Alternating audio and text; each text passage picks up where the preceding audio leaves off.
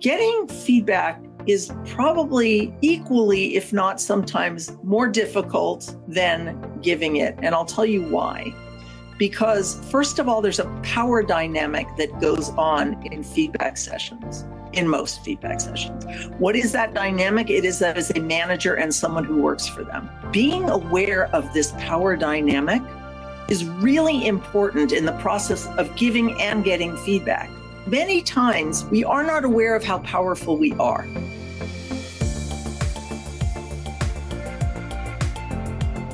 Hi, everyone, and welcome back to Better Works Podcast, People Fundamentals. I'm your host, Alex Lerald, Senior Director of Corporate Marketing. Better Works' core belief in people fundamentals revolves around enabling everyone in the workforce to strive for excellence, to foster creativity, and to acknowledge each individual's contributions. Better Works translates these beliefs into business fundamentals through strategic HR leadership. And in this show, we're diving even deeper into these principles as we hear from the experts about how you can make them come alive in your organization. And in this episode, adapted from a webinar in our People Fundamentals series, we're talking all about feedback from an expert on this topic, June Bauer. June is the talker-in-chief of TalkShop Workshops, where she focuses on helping clients learn to communicate more effectively. As she'll tell you, feedback is more about listening than talking. Feedback is something we all need, but it can feel really uncomfortable for many of us. Most people dislike giving feedback, especially if it's not all glowing. And it often feels like a struggle to write good feedback that clearly articulates our perspectives. We worry that we may say the right thing, but in the wrong way, or unintentionally convey bias. On the receiving end, we worry that maybe we won't like the feedback we ask for and won't know how to react to it. June kicks things off by redefining feedback, urging us to see it as more than a one-way street. It's not just about delivering or receiving comments. It's a dynamic conversation, a genuine exchange of ideas. She talks about the importance of framing feedback as a conversation, shifting the focus from, I have something to tell you, to, let's talk about this constructively. You'll also hear June explore the power dynamics inherent in feedback exchanges, especially between managers and employees. The key? Framing feedback as suggestions, empowering the recipient with a sense of control over their choices. It's not about dictating change. It's about fostering a collaborative environment for growth. So, whether you're a seasoned professional or just starting your career, this episode will leave you with insights to navigate the intricate art of feedback.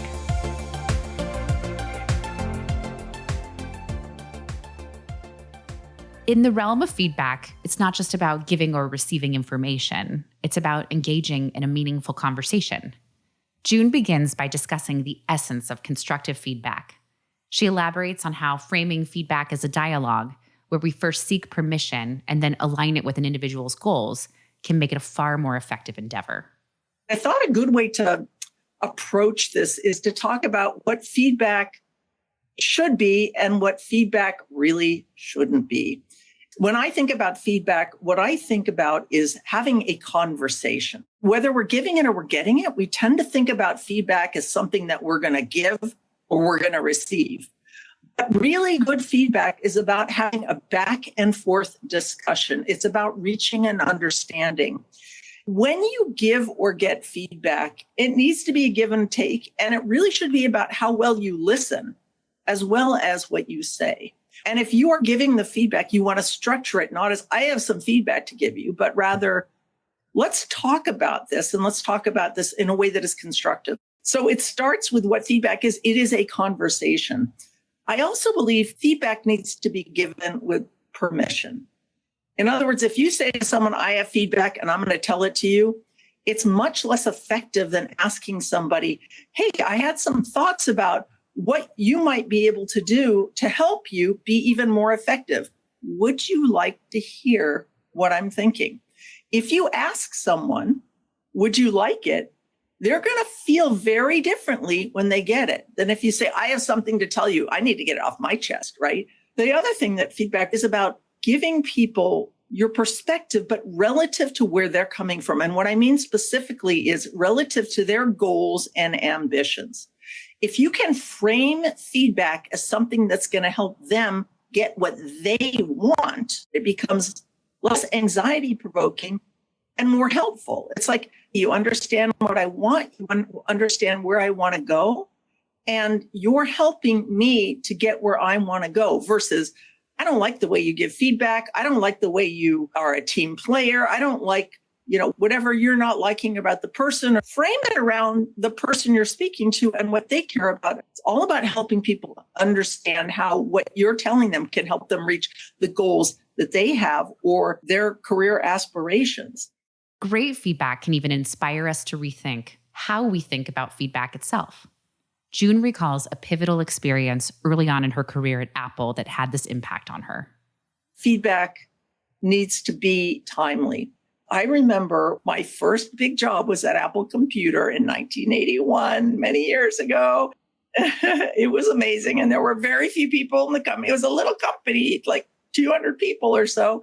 We didn't even have salespeople in those days. There were no Apple stores. We had these things called rep firms. And I was a product manager and I was visiting a rep firm on the East Coast. And the guy who headed it up, who was very successful in making tons of money selling apples, he took us all out to lunch and he started giving me feedback about Apple and what we needed to do differently and how we could be more successful. And, I was young. I had a great memory. So I was taking it all in. And I thought when I get back, I'll tell people about it. He looks at me and he says to me, you know what? He said, you are not going to do anything I say. And I'm really kind of upset about that. And I thought, wow, where is he coming up with this? Why is he telling me this? And he said, because you haven't written anything down I've said. And I will tell you, okay, that was many years ago, but it still sticks out in my mind. That feedback was happening right when my behavior was exhibited, that I was just listening to him. I wasn't writing it down. And I thought, I do have a good memory and I could say, look, I am going to do something. But it really taught me something. When I'm listening to someone, I write down what I hear. And it's not as much because I'm not going to remember it. It's because it sends a message that I am hearing what they're saying and I really do care about it. That stuck forever because he gave it to me at the right time. It was when I was open. It was during the conversation. And it really made me think. Very thought-provoking, and I would say very constructive in the end. So I think feedback also needs to be something that inspires you to rethink. Feedback, the idea that is to reframe and rethink how you are behaving, how other people are behaving, how you might get to your goal faster, some other ways to change what you're doing so that you can be successful. And the last thing I want to say about what feedback should be is, and I think this is such a key point, it should be empowering. It should make you feel like you have choices, but too often it comes down as you're doing something wrong and you need to change. That feels like a power play. Someone's telling you to be different from who you are, and it doesn't feel good. And what you really want is a conversation where you feel like you are in control, even though you are the receiver of the feedback. And that means the person who's giving the feedback needs to think about, how do I give the feedback in a way that someone feels like it's their decision whether they accept the feedback and choose to change. Now, the consequences may be somebody could get fired if they don't accept the feedback, but it's their decision about their life. And letting people make that decision makes it easier to accept feedback than to reject it out of hand. So far, we've heard about what feedback should look like. Now let's hear what it shouldn't be. June says that feedback shouldn't be mistaken for criticism. But as she mentions, emotions inevitably intertwine with feedback, even in moments of positive news. It's essential that we don't take constructive feedback personally and work to set our emotions aside so that we can maintain a helpful, ongoing dialogue that ultimately improves outcomes. We all know this probably, but it shouldn't feel like or be like criticism. It shouldn't be what you personally don't like about somebody. It shouldn't be one way. It shouldn't be emotional. When it's two people talking about change, there is no way you can take emotion out of the conversation. There are going to be feelings, no matter how much you try not to be. And I always say, better to accept that there will be feelings and think about those feelings in advance than to try and pretend that they won't be there. I was coaching a woman who was a manager. She'd been managing this one woman who was doing a great job. She was rocking it and she wanted to be promoted. And she told her she wanted to be promoted. She performed really well. It came to her performance review. The manager said to her name was Alexis, "You've performed so well. We are actually going to give you a raise and you are going to become a manager yourself. You're getting promoted." Well, what did Alexis do? She started to cry, and she was clearly unbelievably upset about getting a promotion and getting more money. Does that seem weird? Well, to this manager who was giving her the news, she didn't know what to do. It was like, "Why are you crying?" And she said, "I don't know. I feel upset." And we talked about it later. And one thing that, is interesting is, okay, here's feedback that's very positive, yet we're getting this emotional reaction from this woman. And what was at the heart of it was that this woman, Alexis, didn't really feel worthy of the promotion. She almost felt like an imposter. But the point is that there will be emotion, even if it's good news. Many times people are more afraid of success than they are of failure. And so you want to be prepared for that, and you want to accept that, whether it's you getting the feedback or giving the feedback. And many times people who give feedback, by the way, have very strong emotions. They may be irritated with a person. They may be disappointed in that person's behavior. They may be feeling anxious themselves about having to give feedback that they don't think is good. So emotion runs on both sides of the conversation. It is going to be emotional no matter how you cut it. So be aware of that and try to use that to make the conversation better. It's also not a single conversation. And I think so many times people think, well, I'm going to go into this, whether it's like a performance review, I'm going to have one conversation and it's going to be the end of it. I'm going to get it out on the table and that's going to be that. But really great feedback happens over time. It's about somebody accepting and being willing to change. Very rarely happens in one conversation. For me, it happened with this guy, Marv, at the rep firm at Apple, but very rarely does it happen in one conversation. And so you want to think about it as a process and a longer process than one conversation. And also feedback is not something that is given without a lot of thought in advance. So you want to plan what you're going to say and how you're going to say it in a way that can help someone accept a new way of thinking and the potential of change. And finally, feedback isn't just a manager and an employee. I mean, you heard my story of Marv, this guy at a rep firm. He wasn't my manager. He gave me feedback. It probably had greater impact on me than many of my managers have ever had on the feedback they've given me. But I think you can, as a person in a company, whether you're a manager or an individual, have really great feedback to give to people you work with. They may have good feedback for you. And I think that needs to be encouraged to create a really healthy organization and an organization that can be as good as it possibly can. June believes feedback is an art that requires a balance between giving and receiving to be effective. She suggests framing feedback as a constructive conversation. It's not just about asking for permission, but being good at giving feedback, and also so underrated, but being good at receiving feedback. I was coaching another woman who was going to have to give feedback to someone on her team. He was a project manager, and he wasn't doing a good job of getting feedback from his own team before he put plans together. The team was getting annoyed with him because he wasn't interacting enough with them. And then they weren't telling him that. They were going to the manager of the team and telling her that. So she felt like it was her responsibility to give this guy feedback. And I thought she did it incredibly well, because she went into him and she first said, "Hey, I have some thoughts about your career. Let me ask you a question." She didn't say the word feedback, by the way. My side comment is, I don't think feedback is a necessary word even to mention. I think it's an anxiety-provoking word. But she said, I want to talk to you about your career. And she said, "I have a question for you." He was like, "Oh, this is great," because he had some ideas about his career. He goes, "Yeah, let's talk about my career." And she said, "I have some thoughts for you. Can I share them with you?" He goes, "Yeah, please." And then she said, "Do you still want to be a manager?" And he said, "Yeah, that is one of my goals." And she said, "Let me give you some thoughts then on how you can set yourself up to become a manager, maybe even sooner than you planned." And she went on to tell him about the idea of getting feedback from the team and the process, because he hadn't really ever thought of it that way, right? And he didn't know that it was a good idea to get his peers' feedback before putting his plans together. And then when he heard it, he was like, this is fantastic. I really appreciate this. I'm going to put this into practice right away. And so it's an idea. And it's something that, for me, starting my career as a marketing person, which is, how do you frame information in a way that is constructive and helpful to someone in reaching not your goals as the feedback giver, but their goals as the receiver?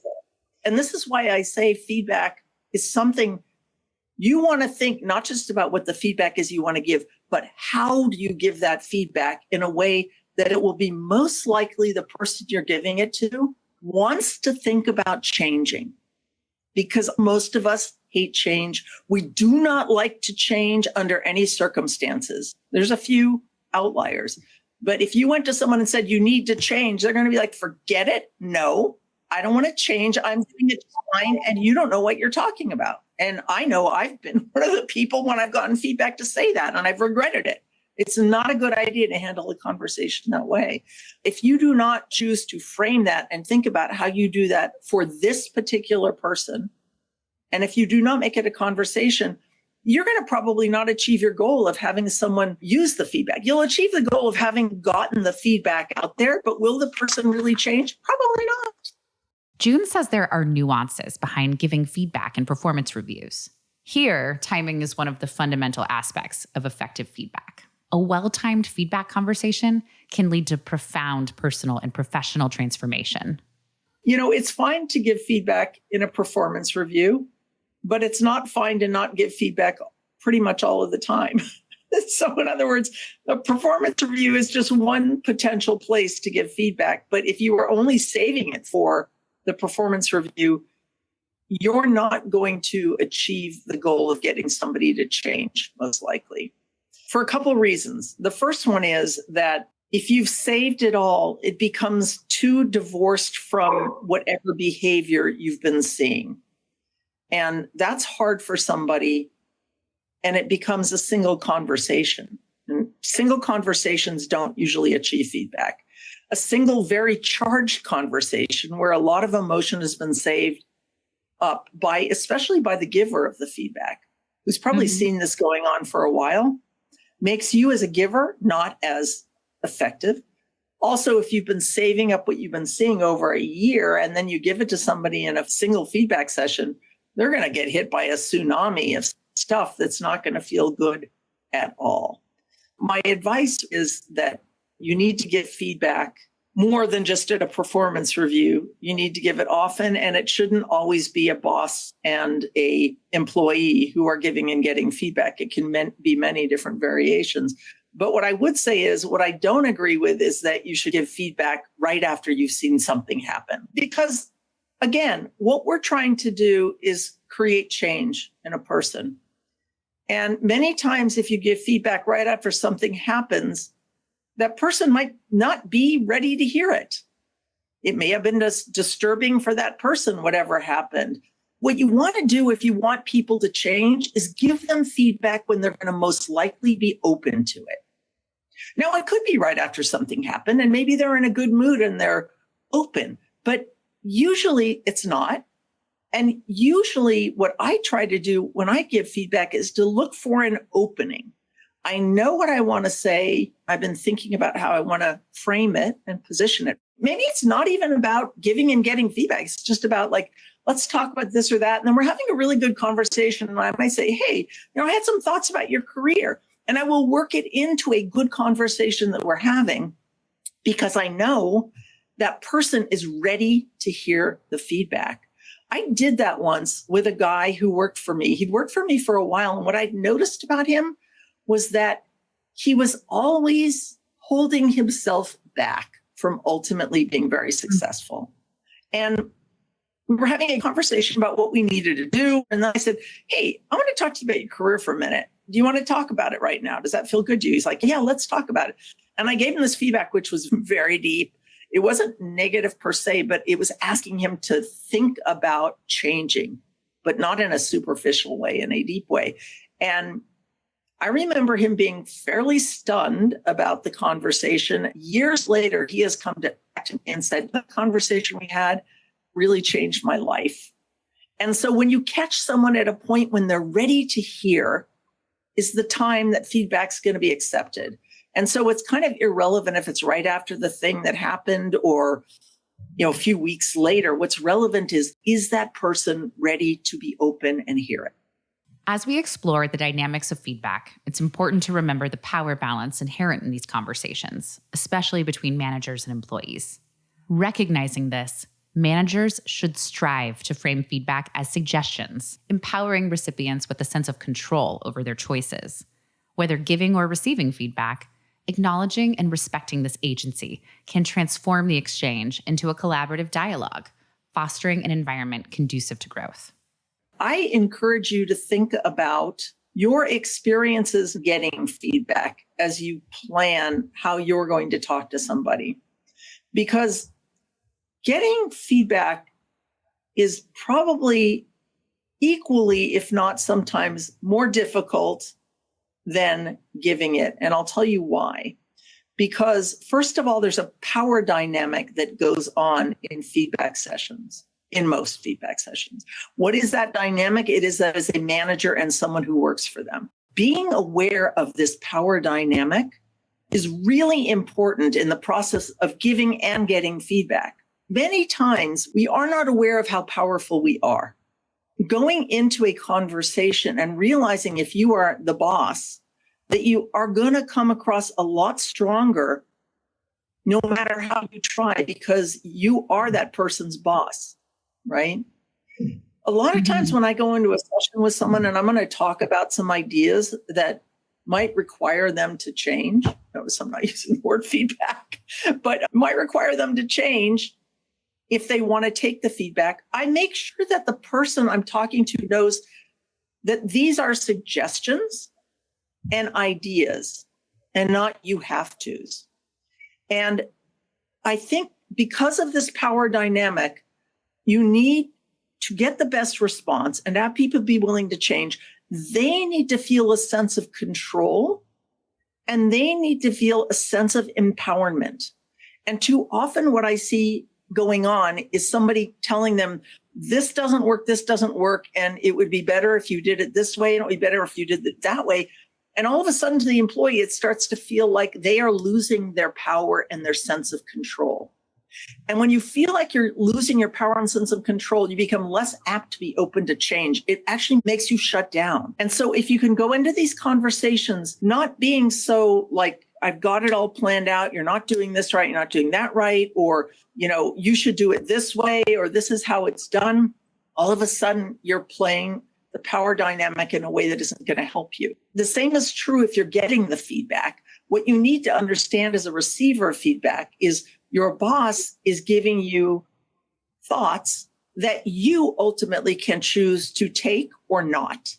It is ultimately your choice whether you use the feedback or not. You are in control. You do have control when you get feedback. And just knowing that as someone who receives feedback makes it much easier to hear the feedback, because you realize I don't have to do it. I can choose to do it. Now, there will be consequences if I don't, some worse than others, but it is ultimately my decision as a manager. It really helps to say, hey, I'm going to tell you what I think is going to help you to be a better performer. You may choose not to do it, and that is your choice, right? But just letting people know that and letting people feel their own sense of control can be really helpful. To close out our conversation, June mentions that feedback can be challenging, especially when faced with the types of emotional reactions that we heard about earlier. She leaves us with insights into effectively receiving and responding to feedback. In essence, we can enhance both personal and organizational productivity when we overcome these challenges. It can be challenging to get feedback, and many times your first reaction is going to be a negative one, especially when you have that power dynamic going on. The most important thing at work is building and maintaining relationships. And that is your currency and really what you can use to influence. If it's with your boss and you're listening to your boss and you're thinking to yourself, this is making me so mad. What they're saying is so ridiculous, so off base. How dare them? I want to tell them off, or I'm going to just say I completely disagree with this. That is definitely not the way to react when you're getting feedback, even though you may feel that. And one of the hardest things to do is to just sit with it and know it's not going to happen in a single conversation as a receiver. And to know I can come back to this later. And then after you've listened, you've asked questions and you're still feeling something really strong. What you want to do is acknowledge that your boss has taken time to put this together, to think about what they want to say. You do not want to say, I disagree in that meeting. If you disagree, leave the meeting, go think about it, give yourself some time to cool down. Maybe your strong reaction was because it is true, or maybe you're right and it isn't. But whatever you come away with, having a fight with your boss when they're giving you feedback isn't going to help you to be more successful in that company. What's going to help you is to go away and think about it. And then when you cool down, you may want to come back and have a further conversation with your boss. You may just decide it's not worth it. You may decide you want to act on the feedback, or you may say, screw them, I'm going to start looking for another job. But that's your decision. And you need to know that you can make that decision, and how you react to that feedback, and making sure above all else, you preserve your relationship with your boss is going to be most important. And I think people, they don't get training on how to get feedback and also how to give it in many organizations. I hope that you all who are listening today, if you don't have those programs going, have the opportunity to think about putting them in place, because it can really make a difference, not just how people feel about working in the company, but your ultimate productivity. As we've seen in this conversation, feedback is not a mere exchange of information. It's a transformative dialogue that can redefine your personal and professional relationships. June has shown us that the key lies in embracing feedback as a conversation, a dynamic interaction where ideas flow, understanding deepens, and growth becomes a shared journey. Here are 3 key takeaways to help you implement this type of feedback in your organization. First, shift your mindset about what feedback is. Begin by viewing feedback as a conversation, a constructive exchange of ideas. Whether you're giving or receiving feedback, focus on creating a dialogue rather than a one-way street. Second, time your feedback in appropriate ways. Remember that timing matters. For example, in performance reviews, consider when the recipient is most open to feedback. Timely input has a more profound impact, inspiring reflection and encouraging change. Lastly, empower others with feedback. If you're in a position to give feedback to your team, frame it as suggestions rather than mandates. Empower the other person with a sense of control over their choices. This collaborative approach fosters a positive environment for growth. With this mindset shift around how feedback operates, you'll find that you're not just giving or receiving feedback for the sake of it. Instead, you're engaging in a meaningful exchange that can reshape perspectives and drive positive change. BetterWorks has developed an incredible guide to help employees give and receive feedback. You can find it at betterworks.com. Just go to our resources library and enter feedback in the search bar. Be sure to stay tuned for our next episode of the People Fundamentals podcast. We're talking to Dr. Charles Handler, the founder and president of Rocket Hire, about what recruitment and the employee experience look like today. Subscribe to us on Apple Podcasts, Spotify, or wherever you get your podcasts. And if you like what you hear, share us with your friends and colleagues. We'll see you again soon.